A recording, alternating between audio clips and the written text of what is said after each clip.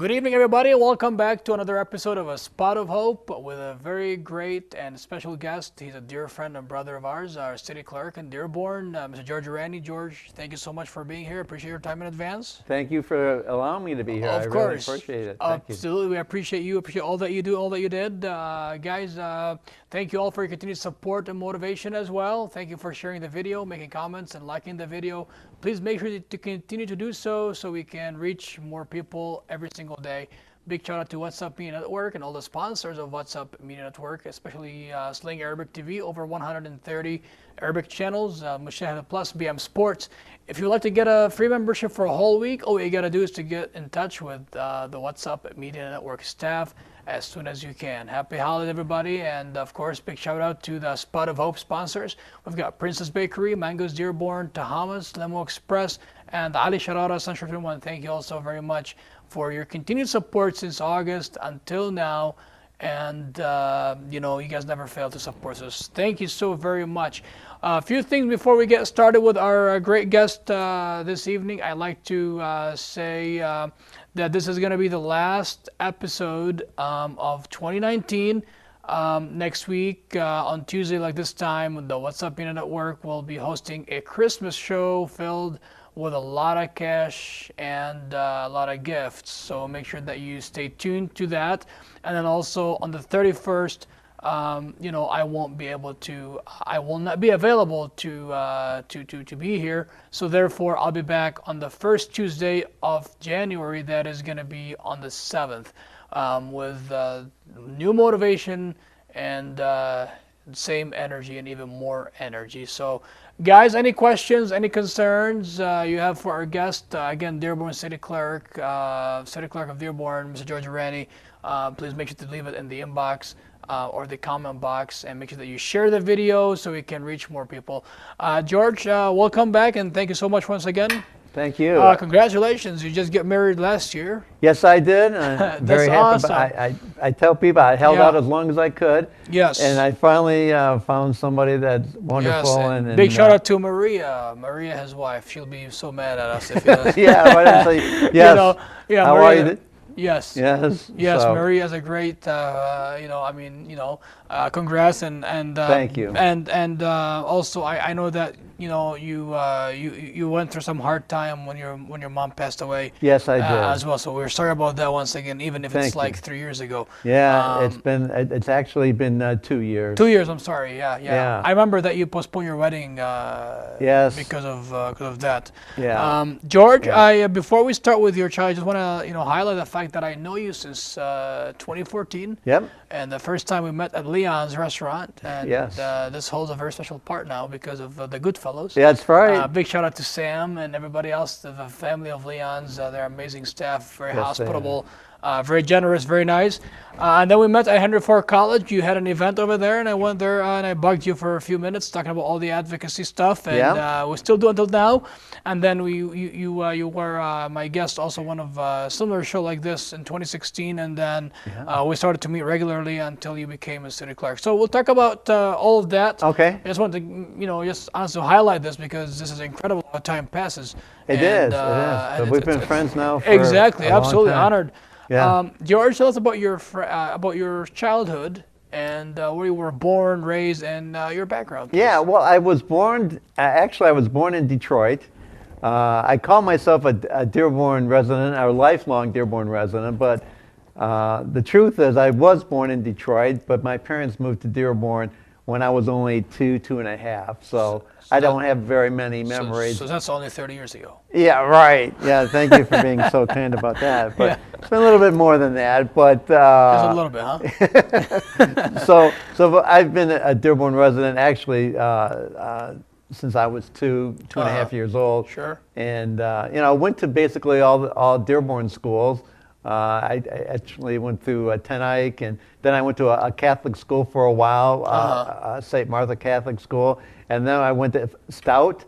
Yeah. And then Etzel Ford High School, graduated from Etzel Ford. All right. And then U of M Dearborn. So I stayed in Dearborn. There we go. And graduated with a degree in economics from U of M Dearborn. Yes, that's amazing. Yeah, so you're not a pioneer nor a tractor. Well, no, but now I've got to be politically correct, and I root for everybody.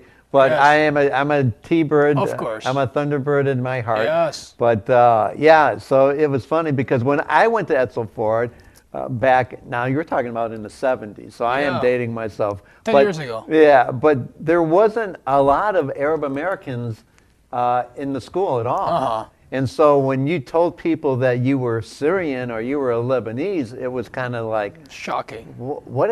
Where are you talking about? Yeah, You where's know, that located? Where is Exactly. Lebanon? Where is Syria? I mean, we used to come, we didn't call it pita bread back then, right? It was Syrian bread. We ate Yes. Syrian bread.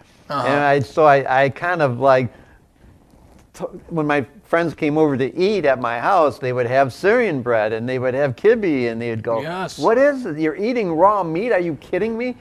So we had to, and of course we made some fried kibbe for them and they didn't want to eat it raw, but it was acclimating. Delicious either ways. Yes, but we were acclimating people back then to the Arabic way of life that I grew up in from my grandparents. Actually, it's kind of sad because when we were living in Detroit with my grandparents, I learned Arabic before I learned English. But when my grandparents moved away, my parents didn't speak it as much, and unfortunately, here I am, and I can't speak Arabic, and it's very sad for me that I can't, especially in the community that we live in today. Absolutely. But my relatives and my parents used to tell me when I was younger that, yeah, you knew Arabic inside and out, but now Because you lost practice. I lost practice and now I don't speak it. Absolutely. But that's the way it goes, I guess. Sure. So basically, you are Syrian by Yeah. like the origin, like your dad. My dad. Yes, my Syrian, dad. Syrian American. My dad was born here, but his parents were from Damascus. Yes. And my mom was born here, Sure. but her parents were from Tripoli, Nice. Lebanon. Oh wow. So you're Lebanese 100%. Yeah, right. Oh wow. So Okay, cool. so yeah, so that was my background, but when my grandparents moved to California, Yeah. unfortunately, Yes. I lost a little bit Absolutely. of it. We still had the food, but I didn't have the language. The food is great. Yeah. The food is great. Let me ask you about any siblings? Yeah, I have a sister, just one sister. Oh, well. It's funny because my dad had 7 brothers and sisters. Oh wow, yeah. My mom had 9 brothers and sisters. Oh man. And then when they had us, they had 2. That's And it. Well, said they two- learned from the Yeah, tough lesson in the past, right, you know, yeah. how much it takes to raise 10 kids. Yeah. You know, with everything, all the expenses, Yeah. all the hard work that requires. So Oh, they, wow. they Okay. said 2 was enough, and I'm 15 months younger Yeah. From your sister. from my sister. So we were pretty close Nice. growing up because we were close in age, and a lot of people actually Sure. mistook us for twins growing up because we were so close in age. Nice. Is she in politics as well, or she's Oh, no. involved, or? No, she worked at Henry Ford Community College for like 32 years. Awesome. And retired from there. Well, she was a library assistant in the library at the Henry Ford College. That's amazing. Yeah, and her husband also worked at the college, and they retired together at the same time. Amazing. Well, So- thankful for all that they did. Yeah, they It's worked much for the college appreciated, yes. for the kids there for again over 30 plus years. And I went to Henry Ford College, so Yep. that college has a great place in my heart as well. Oh, And- yeah. And also, I went to University of Michigan Dearborn as well. So Yep. so then having talked about your background and your family and Yep. how you lost speaking Arabic, but you still love to eat Arabic food, right? I haven't lost that. Right. Yeah, Right. I appreciate that. So And, yeah. So but so after I graduated from U of M Dearborn, I wasn't exactly sure what I was going to go into. My degree again was in economics. Why you chose economics? I mean, Well, it's funny because I started off in accounting because I've Okay. always loved like numbers. finance, okay. Yeah, numbers and facts and figures and statistics. I really enjoy numbers a lot. But when I went to college and it was so dry, just Yes. it wasn't anything exciting that enticed me about being associated with just Yeah, 'cause numbers. just numbers, and Yeah, so that's it- boring, honestly. But economics at least had some theory behind it, and Yes. you had to think to learn about different economics Sure. and different countries that have different democracies And strategies. and and it can make a difference. all those things that work Yep. together. Finance, economics, and politics, they all work together in different ways in different countries. So that intrigued me. And so I got a degree in economics, and then I didn't really do anything with it though, because I did work a little bit at a bank, and I did a little bit with insurance companies. Okay. But again, it wasn't exciting to me. So I always wanted to open up and run my own business. All right. That was the entrepreneurial spirit that I Sure. had. So I said, yeah, I can do that. And Absolutely. so I was visiting a friend in Kansas City, Uh-huh. and they had these trolley cars running around town, old-fashioned looking trolley cars. Okay. And they were made on bus frames, but they looked like old-fashioned trolley cars. Uh-huh. So at the time, Mayor Guido was the mayor, and I happened to know him, and so I said, look, I brought him a postcard back, and I said, hey, see these trolleys in this post? I want to bring these to Dearborn. What do you think? He goes, yeah, great. That'd be awesome if you could bring those into Dearborn. So, because I don't have any money for you to bring them into Dearborn, but I'll back you 100% if you want to do it, and I'll maybe get some people to help you. So I had a couple of friends of mine that said, why don't we try this? And we got together, and I bought some trolley cars and drove them up from Florida, and we started a trolley business back in 1986. Okay. And so that was my first jump. And that into lasted until 2006, actually 2007. So really 21 years. 21 years we had the trolley cars running around Dearborn, and it was a blast. People enjoyed riding on them and going to Fairlane Town Center or going to other places, going to Henry Ford Museum and Henry Ford Estate, and it was like a tourist attraction. Sure. So you closed it down because you thought that they were kind of outdated anymore? Well, after 20 years, to be honest with you, I think it pretty much ran its course. Though people are telling me that they miss them and they want me to bring them back. I don't know if that's ever going to happen. But that's when I started to get into. Good to have a couple. Pardon me? Good to have a couple of them. Yeah, right. So that's the time when I actually started to get more into politics. I ran for city council a couple times and didn't make it, but in 2007 I was on the council by then, and it was taking up a lot of my time, and I also have a real estate license that was taking up a lot of my time. So between the real estate and being on the city council. Sure. So then you did the trolley cars. Yeah. From 1986 to 2007, but then what about the real estate? When you started that? I started real estate in 1994. Until now? Yeah, I still have my license. 25 years I've had my license now. Oh wow. So, okay. So but then when you got on council in 2007, did you kind of stop? Obviously, you stopped the trolley, but then what about the real estate? Yeah, I still kept the real estate because that was my full-time job, right? Because the council was a part-time job. Yes. And so, and this is just like just about everybody on the council today. They have their full-time job, and then they do the council stuff at night. Yes. And so that's what I did. I did the real estate stuff during the day, and then when I had meetings and such at night for council, then it was all council. You served for about 6 years. 4 years. On the council. Yeah, 4 years on the council, and then somebody suggested to me, you might want to take a shot at running for state representative, since our state representative at the time was being term limited. Yes. So I said, geez, I just got on the council, right? Right. I mean, and people voted me to be on the council, so I'm going, and now I'm going to leave, and they go, well, you're only going to leave if they want you to leave, right? That's true. And so if the people vote you to be they want you to be the state rep, then fine. And if they vote for somebody else and they don't want you to be the state rep, then you're still going to be on the council. So sure. So let the people decide what they want. Absolutely. So I decided to run, and I ran, and I was fortunate enough to win my first time out running for state rep, and then I had to run 2 more times because 3 times. 3 times is all you get because we're term limited in the state house for 6 years. So I was fortunate enough to serve as a state representative for the people of Dearborn for 6 years after being on the council for 4 years. Yes. And now here I am.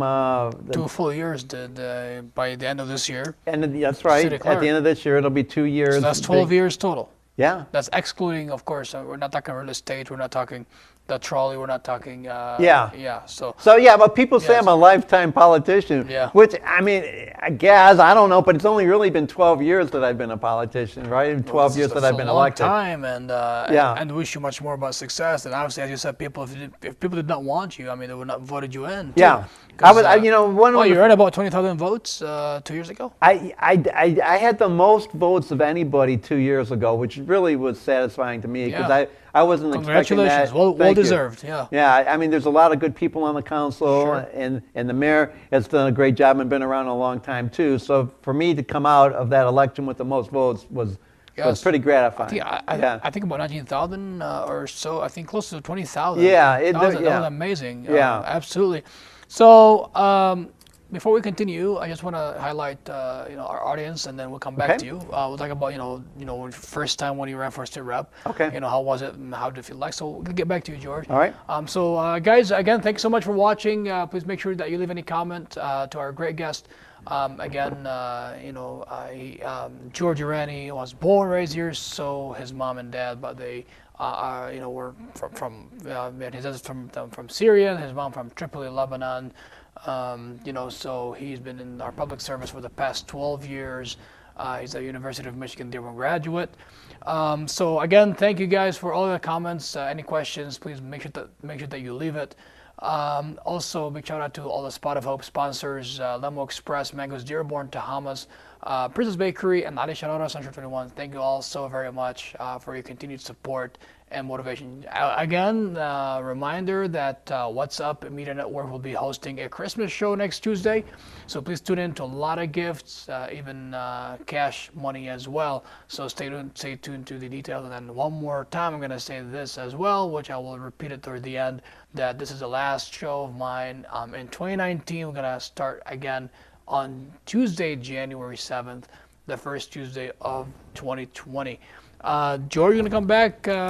So the first time you ran, let's go back before the state rep to city council. Yeah.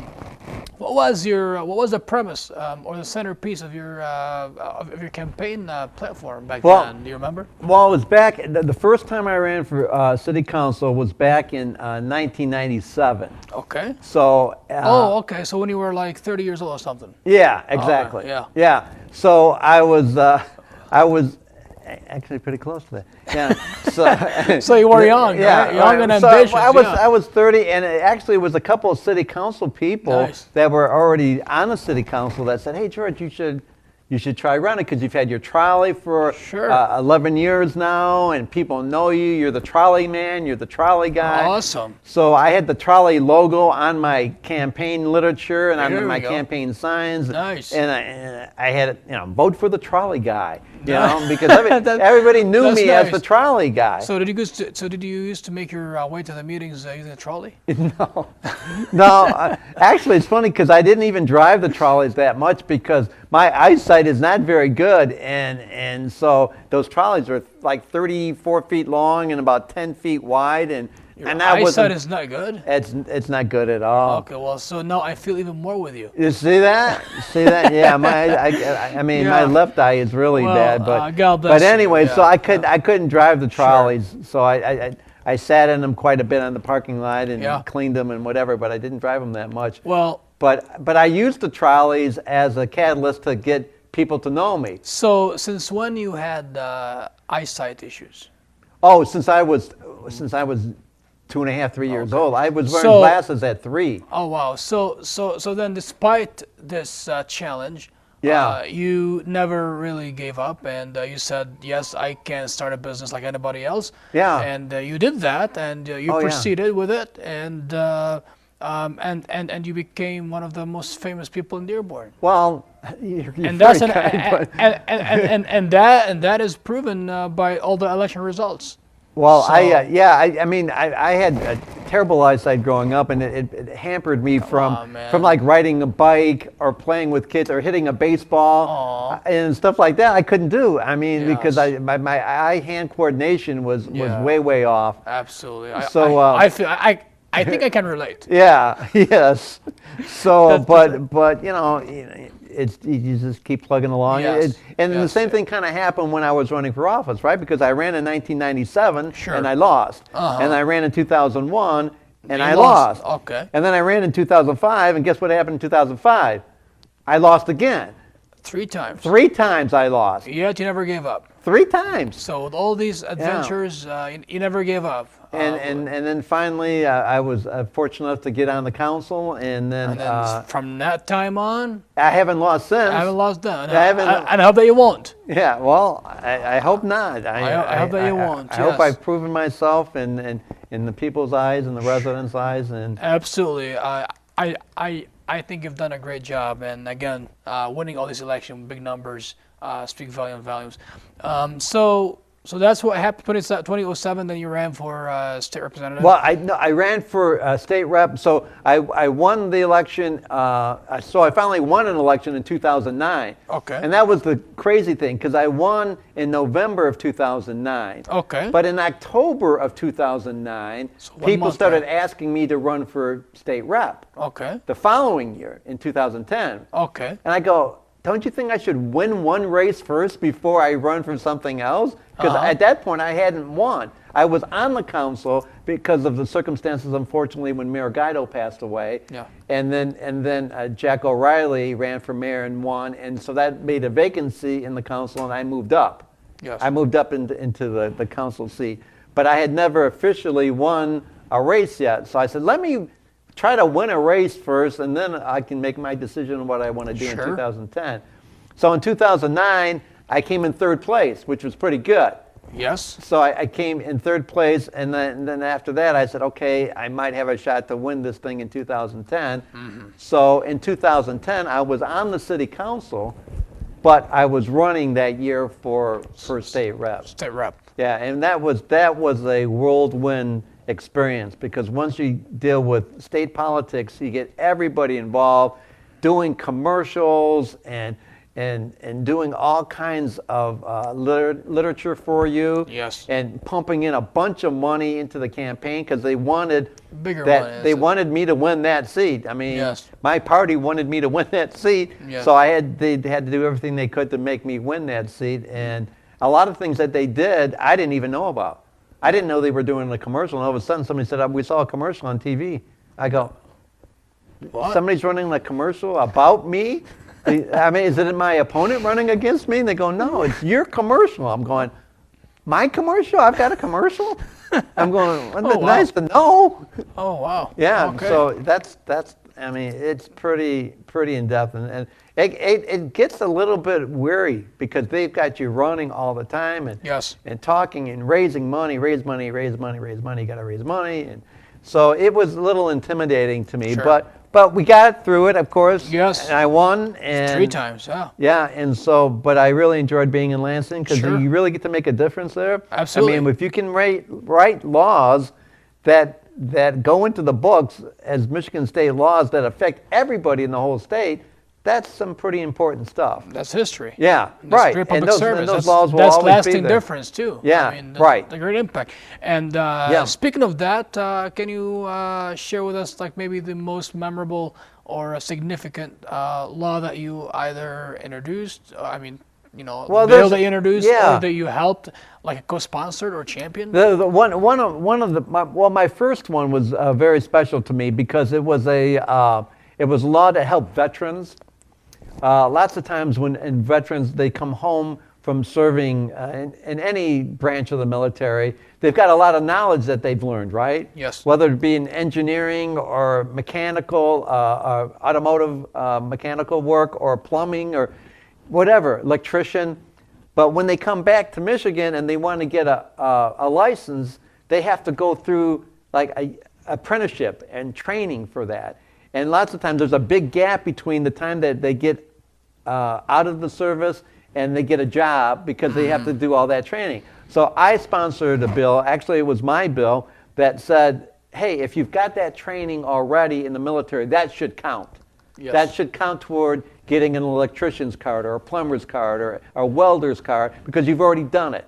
And so the bill passed, and so now military people in a lot of different fields, they don't have to worry about passing a state exam if they've got certification from a branch of service that's saying that they've already done this for the last 2 years or 4 years. Wow, that's amazing. Wow. So it really cut a lot of red tape and made them put our veterans to work a lot sooner, so they weren't struggling between getting out of the service and then finding a job. That is amazing, and that was your first bill. That was my very first bill, and it meant a lot to me because my dad was a military man and he was an Army guy, and he always cared about veterans and their service, and he wasn't around by the time I got to be a state rep, so yeah. It was kind of a thank you to him as yes, well. That's amazing, and I'm pretty sure a lot of veterans appreciate that. Yeah. And the entire state of Michigan appreciate that too. And then once you came to close to an end of the third term, Yeah. were you thinking about running for city clerk, or did that happen to be the position that you wanted to run to? When I was on the city council, I thought about running for city clerk. And Okay. I wasn't thinking about being a state rep at the time. I just thought, well, maybe in my future I would like to work full-time for the city of Dearborn. And the only other full-time job other than mayor is city clerk, Yes. as far as elected people go. So I thought about it back then. And then when I was a state rep, I was thinking more and more about that. And then I was actually fortunate enough to be on committees that the elections committees and a judiciary committee that helped form some laws Yes. regarding clerks and elections. Which gave you a great idea about the whole thing. Yeah, so the more I got involved with that and started to write some legislation to try to help clerks out and help make it easier for people to vote, I said that's, to me, would be a natural fit for me to run for that when I got out. So when I did, I did run for it, and it was an open seat at the time because our former clerk had left. Yeah. So it was pretty a natural fit for me to run for that position. Yes. And since I had learned a lot from the legislation in Lansing about clerks and elections, it helped me. Absolutely. Yeah. Before we go to the commercial break, George, I just want to ask you, so then you made up your mind to run for city clerk. Yeah. Were you kind of concerned about it, or you said, you know what, I've been in politics for the past 10 years, I should be fine?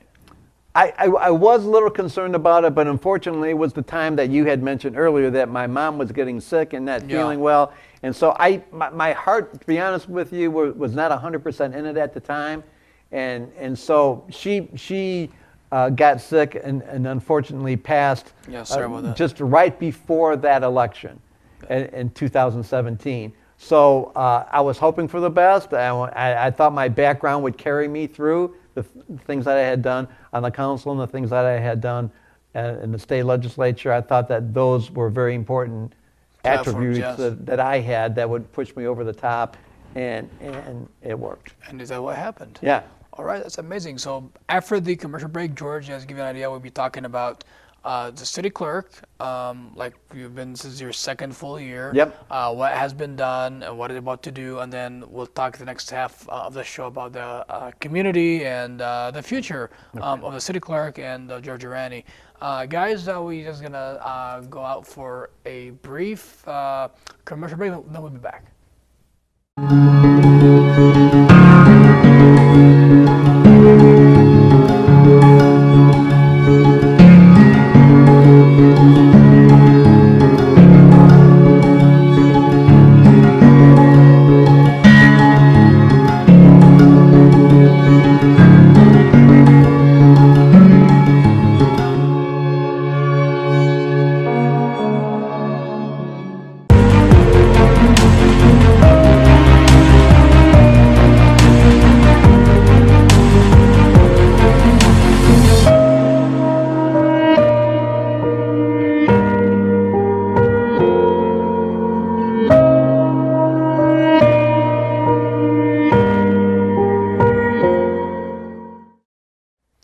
Welcome back, everybody, and also another thanks to our guest, George Rani, Dearborn City Clerk, for this wonderful and informative episodes thus far. We have 30 more minutes to go, guys, and thank you so much for your comments.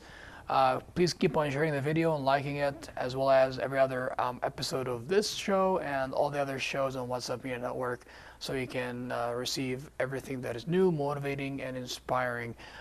Big shout out to the Spot of Hope sponsors, Lemo Express, Ali Sharara, Central 21, Mangoes Dearborn, Tahamas, and Princess Bakery. Thank you all so very much for all that you do for this show and for the entire community and humanity. Thank you all so very much once again. Also, I wanted to highlight that What's Up Media Network will be hosting a Christmas show next Tuesday. So please stay tuned to a lot of gifts, a lot of Christmas presents, and as well as cash, money as well. Also, my show will be back on the first Tuesday of 2020. So we'll be off next Tuesday as well as the following Tuesday just for the holidays. George, welcome back. Thank you. It's going by really fast. Yeah, it is. So, it's been great. It's been fun. So absolutely, and thank you for all the info that you've been providing. So eventually you made it to the city clerk. Yeah. And that was your dream since you were on that council. Yep. So you won, and what was the first thing that you did upon winning that office? Well, the first thing I wanted to do is to learn what the department actually does do, because even though I was familiar with the clerk's office, every office runs a little bit differently. And I had visited other offices in other cities just to see how they operate. And my goal was to bring some of the best practices from the other cities that I visited to Dearborn to see if we can improve some of the things that we've been doing. Because when somebody's been in a position for 20 years, sometimes things don't change very much. Yes. So when I went in there, maybe I went in a little bit too aggressive, but I went in with a lot of changes in mind. And one of the first things that I wanted to do was change all of our forms, the forms that we had online and the forms that we hand out to people, that when they fill out information about birth certificates, death certificates, licenses, dog licensing, estate sales and garage sales, all those forms look different, and they didn't have a cohesiveness. So what I wanted to do is to start from top to bottom, making them easier to read, easier to fill out, easier to get information online, and put our city seal on them, and make them look official and professional. And so I went through literally 25, 30 forms and just changed them from top to bottom. But now we have a nice uniform look, and when you get a form from us, either online or in person, it looks like it comes from the clerk's office and not just like somebody made it at home and turned it in. Or printed it off. Okay, that's so cool. It was a more professional look. So then you have look. to rewrite the whole form, or? We made some changes on some forms. Some forms we didn't change a whole lot, but it was depending on the form. And I got feedback from people, and I asked a lot of people, okay, go online. Is it easy to get a birth certificate? Yes or no? If it was yes, okay, is the form good? Is it easy to understand? Mm-hmm. So I asked family, friends, anybody that would take the time to go online to help me redesign those kinds of things to make it more easy. And we're still improving. Today we still get people say, it was a little confusing. Could you maybe do that? Fine. We're a public servant, right? So that's absolutely amazing. I mean, facilitating it for people, and that was going to increase engagement. Yeah. It's important. Yes. Yeah, yes, it's very important. Yes, that whether people are trying to obtain some of their documents or even for voting, which is a big thing. Yes. I mean, it has been, and it's going to be next year, 2020, with the presidential election. Yeah. So a huge turnout. Yeah. I want to ask you, what about that? I mean, any new machines coming in, or? Well, we've got a new, we call them the VAT machine, the VAT, which stands for VAT, Voter Assistant Terminal. Uh-huh. So if somebody has a disability and they want to use that, whether it be a visual disability or a hearing impairment or whatever, then they can come, if they don't want to fill out an absentee, because lots of times people just fill out the absentee, but some people want to vote in person. Sure. So and it's their right. So now we've made it easier because it's a new VAT machine, and before, strange as it may sound, if more than 3 people used that VAT machine, there's a card that was in there that we would have had to take the card out and then go back to the clerk's office and get another card, program that card, bring that card back in and put it back in again if anybody else wanted to use it. Oh, wow. So it was pretty cumbersome, cool. But not anymore. So now anybody and everybody can use the VAT machine, and it'll help us improve the quality for people that have disabilities. We solely appreciate that. Yeah, And, it really yes. makes a difference, because, like, again, some people say, I don't want to do it. I want to take my ballot and actually put it in the machine myself and make sure that it goes through myself and count it. They don't. Some people don't like voting absentee because all you have to do is fill it out and send it to us. Sure. What else you worked on beside the forms updates to make them look more relevant, more official? Yeah, as well as bringing in these new machines, which again we highly appreciate. What else that you can tell us about the clerk office? One of the things that I did when I first got there, because again I told you that the veterans and the veterans organizations are very close to me and close to my heart. Yes. So I wanted to do something special for veterans. And so what I instituted pretty much when I got there, probably within a couple months since I got there, I wanted that if you were a veteran and you lived in Dearborn and then unfortunately you passed away, I wanted us as a last way of honoring our veterans to not charge the family for the death certificate. And so I said, that's what we're going to do. We're not going to charge the families of a veteran for the death certificate. And so I instituted that, and so now it's practice. It's practice, and our council agreed, and they voted to make that a resolution. And so now, if you are a veteran and you lived in Dearborn at the time of your death, then there won't be any charge for. Wow. And then again, that's our way of honoring them one last time. That's amazing. For their service to America. And of course, big shout out to each and every single veteran who has served our country, so we can enjoy the freedom that we cherish today wholeheartedly. So good for you, George. I mean, that was something I really wanted to do, and I was happy that the council Cool. thought it was a good idea, and so we instituted that pretty quickly. I'm working on, and we haven't done it yet, and I was hoping to do it last year, but we didn't get a chance to. But I'm working on redistricting the whole city. Okay. So right now, the city of Dearborn has 48 precincts, Okay. which is a lot. It's probably the second highest. Well, it is the second highest after Detroit. Okay. And I think Grand Rapids is, outstate has more than us. But Okay. we're probably the third amount of precincts in the state, which is cumbersome for the clerk's department because we have to hire a lot of people to work all of those locations. And we are allowed by state law to have 3,000 people registered at every location. We can't go over 3,000 per location. And a lot of our locations have, well, I vote now at Etzel Ford High School, and we have less than 900 people registered to vote there.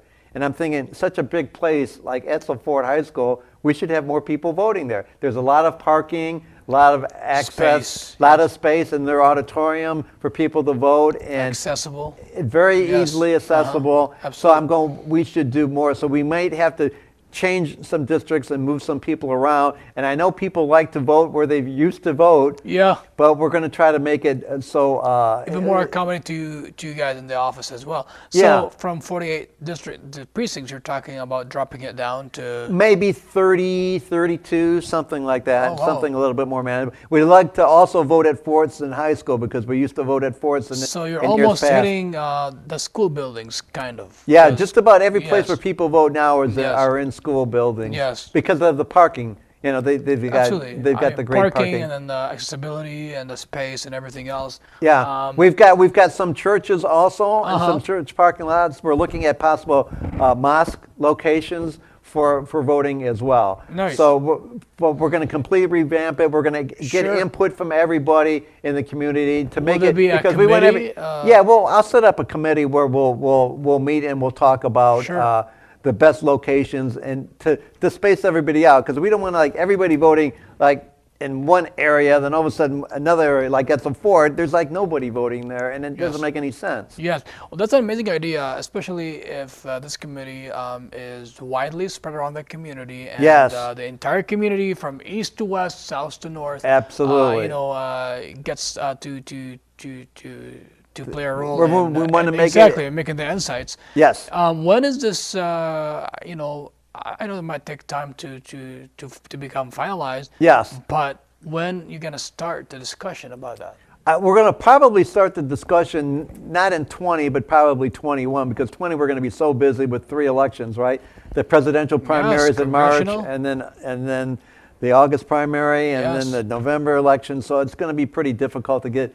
We just want to make sure that 2020 goes without a hitch. Yes. So we don't want to cloud it with any other issues. So we'll think about it in 21, which will still be a big election for us, because that's when the mayor, the council, and the clerk's office is up in 2021. Absolutely. So, but we might be able to fit it in 2021. And then let's say if you started, let's say for example, January, February 2021.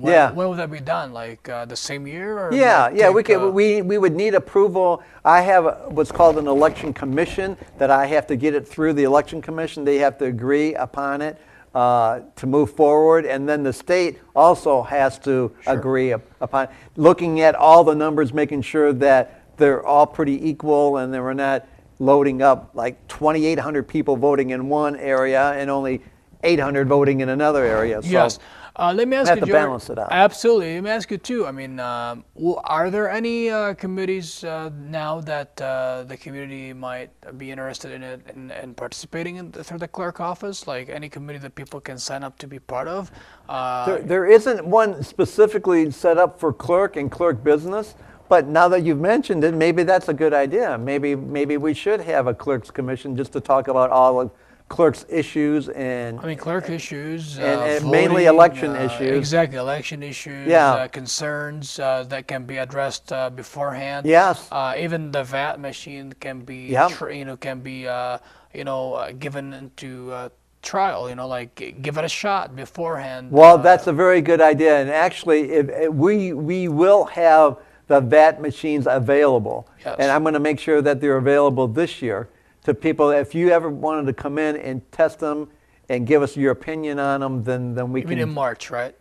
Pardon me? In March of but 2020. We might have them available before March. So you can come in and people can test them out before the election. Let me know. I love, as a blind person myself, which this might be surprising for a lot of people out there, because a lot of them, they don't even know that. Some they do, but, I love to give it a shot and see. I would love for you to try them. How does that work?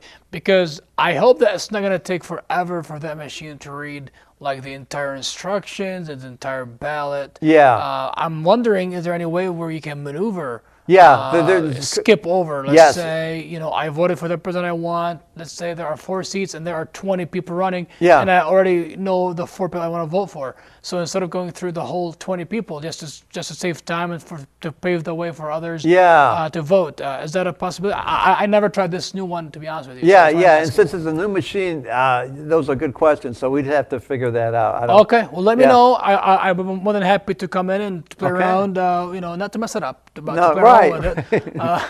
I'm sure you to would. See, because it's very important. Again, we honestly, George, this is our next topic is about voter registration and participation. But also, I would love to highlight the fact that we have a lot of disabled people in Dearborn, among seniors, our beloved seniors and residents, that they don't get a chance to vote in person, even if it's really nice. It feels so great. Yeah, it does. When you're participating in such a great democratic, responsibility.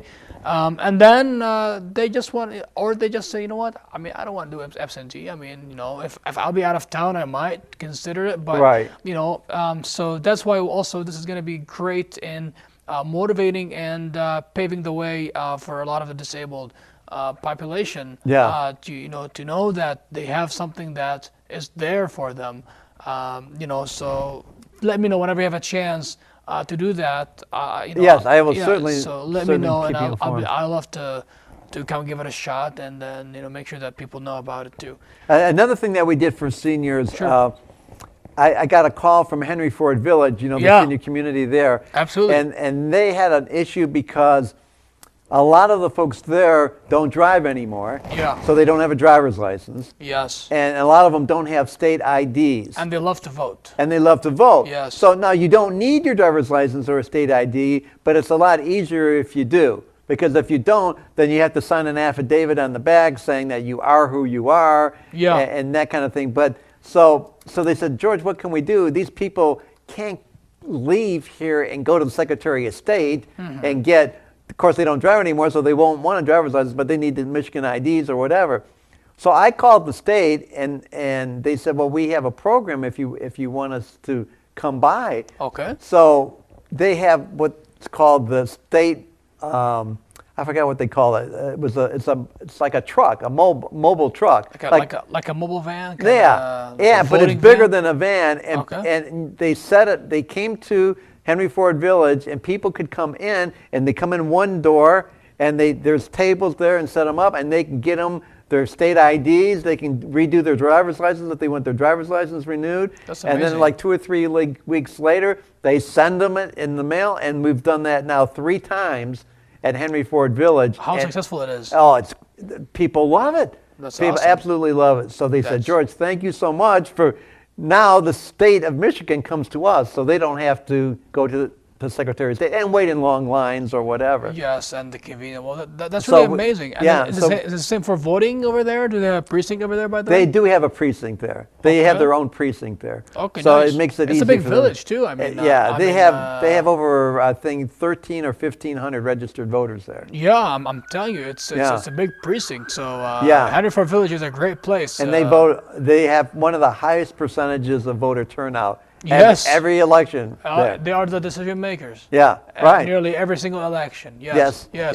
So. And that takes us to the next topic, unless you want to add something to that. No. You know, the importance of voting. So, you know, I mean, as a city clerk yourself, I mean, of course, this is not a final word because we're not quite there yet. We're 10 minutes away from that. But like, what do you tell people about voting? I mean, it's very important, you know, for them to realize that, you know, if I'm going to say it's only my vote, it's not going to make any difference. And if you say the same, and if that guy says the same, there'll be a lot of votes missing. Yeah. So, like, what do we tell them, man? I mean, well, we you know, my whole thing is that it's not only a right, I think it's a duty to vote.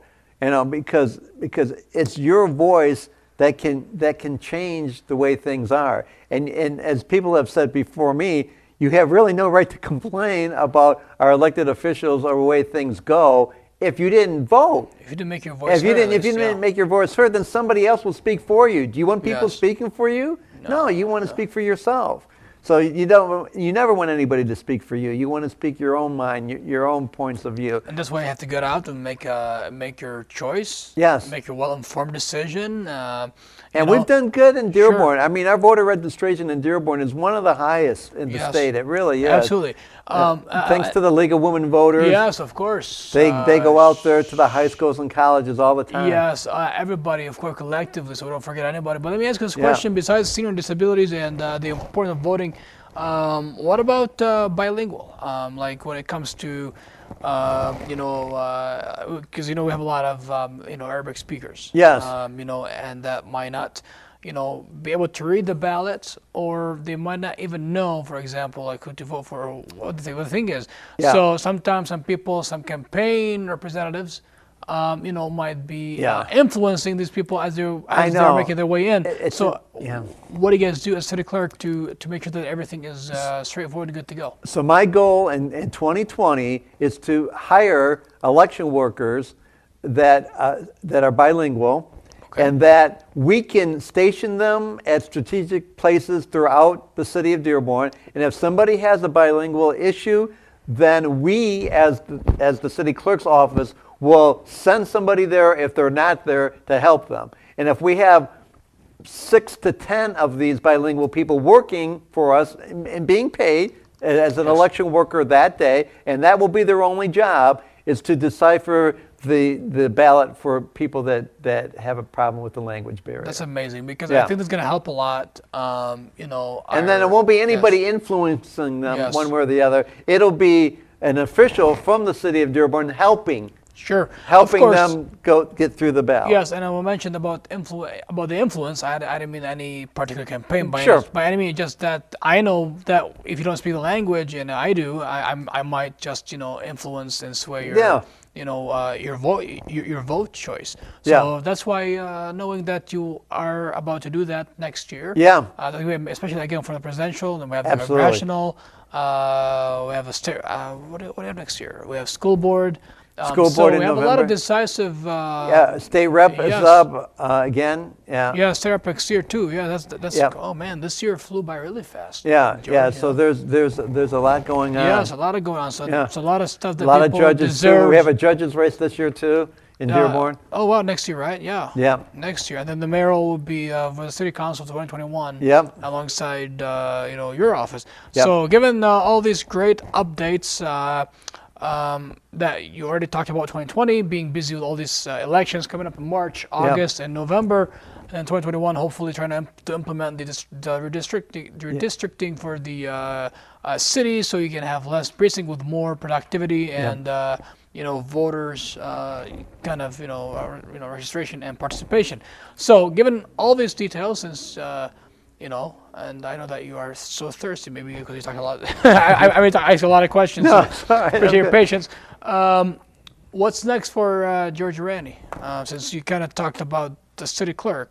Yeah, I'm very happy being the city clerk in Dearborn, and I hope when it comes time to 2021, I'll be in position again to run and to be reelected. I hope that people will see that I've done a good job and that I really truly care about the city that I grew up in. I mean, I've been in this town since I was, like I said, 2.5 years old. I'm not going anywhere, and it's a town I know from when I was a little boy until now. So I want to see it succeed and do well, and that's my goal. Absolutely, and we wish you certainly nothing but the best, George, as well. And I think you'll do great at that. So let's say if you're in a second time to city clerk, will you run a third time, fourth time, or are you thinking about retiring from politics?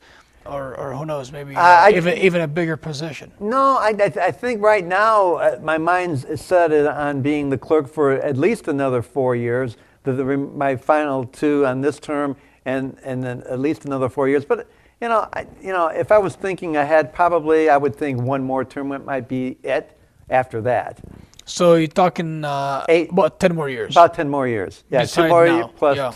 But 2 more. Yeah, so 2 years from the remaining from the first term, Yep. then 2 other terms. Yeah. Well, that's amazing. What would be a final remark, George, that you'd like to provide or to give our community? Well, first of all, I want to thank the people that came out and voted last November. I mean, it was a small election because of only one ballot item, but we still had some pretty good numbers. About 25% of the people voted, so I thank you for that.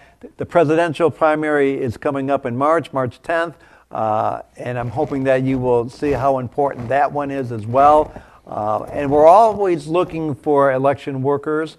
How can people, if are interested to work the polls on the election days, is it that you guys reach out to your database that you have, or people have to reach out to you guys? People usually, if they've already done it in the past, they usually call us and say, "Hey, do you need our help?" Let's say college students, political science graduates, or stuff like that. We encourage people to go to our website. There's a form, an application form you can fill out there, and then we will contact you at that point. But that's probably the easiest way because we need an application. So you can come to the office and fill out an application, or you can get the application online and email it to us. And sometimes people will just call us and say, "I want to work the polls," and then I would put you in touch with our election supervisor, and she would take the information from you from the phone. Amazing. So, but we're looking to hire like 300 people. 300 people. Yeah. So, do you guys offer lunch and dinner or no? No. Well, what we do offer the election workers, they get paid. They get paid. When I became clerk, I upped the pay a little bit. But right now, the election workers basically get $150, and then the election supervisor, who supervises the group, gets $170, I believe. Not bad at all. Yeah, and then you get $20 for training. So when you come for the training, it's about 2 hours worth of training. You get $20 for coming for the training too. So $170. Yeah. Not bad at all. I mean, yeah, it's a full day. I mean, it is a full day because we expect you to be there around 6:15 in the morning, and you're not going to get out of there till 8 or 8:30. So it definitely is a full day.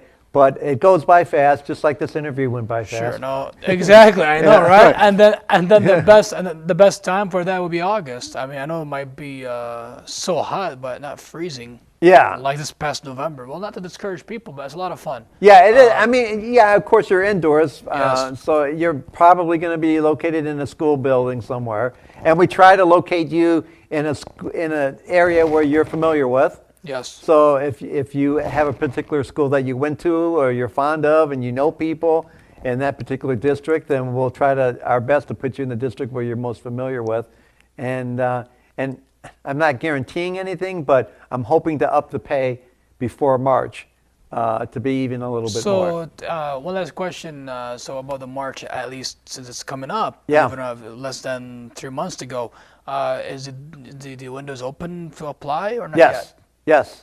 Yeah, we have people applying right now. And, Oh, really? Yeah, and we contacted the people that worked for us in November and asked them, of course, to come back again. So their mission would be just to check paperwork and make sure everything's going well. Or like what? Like Yeah. What they, Well, or at the polls themselves, they check people in. You know, they take your driver's license and they would swipe it to make sure that you're in our poll book. They hand them the ballot, and then if there's an issue with it, they help them through that issue. And then, of course, the people put the ballots into the machine. Sure, absolutely. And we do that all day long. And Awesome.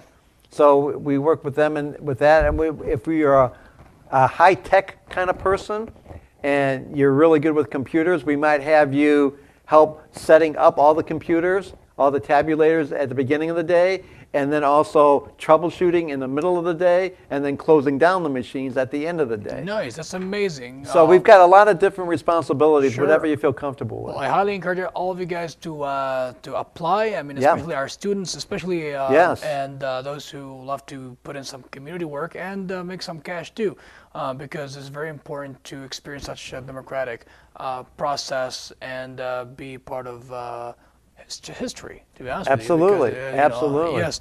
Any final words, George? Well, again, I we- want to thank you for inviting me Of here course. today. Thank you for your And- time. I appreciate you. Yeah, and I appreciate the opportunity. Of And course. again, I thank the residents of the city of Dearborn for everything they've done for me over the course of the years, and most importantly for voting every single year to make Dearborn proud. Because like I said, we have got one of the highest rates of people registered to vote in the state, and that's a pretty hard accomplishment to keep every year after year, but we keep doing it. So thank you for registering and voting and voting. Of course. Well, thank you for being here. Appreciate your time and wish you and your family nothing but the best. And from now, vote George Rani for Dearborn City Clerk. How does that sound? It sounds good. Can I be your announcer? Yes, absolutely. That's amazing. George, thank you so much once again. Wish you the best.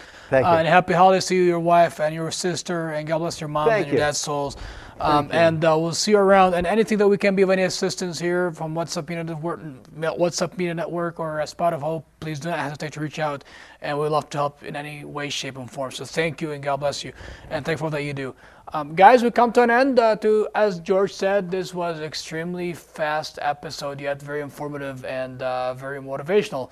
So George, despite his eyesight challenge, despite everything else, despite losing 3 times when he tried to run for office in 1997, 2005, and 2001.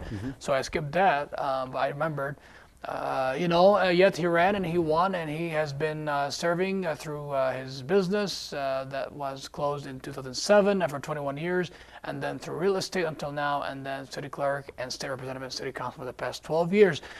Guys, thank you so much for watching. Big shout out to the WhatsApp Media Network for paving the way for me to share the air with all of you.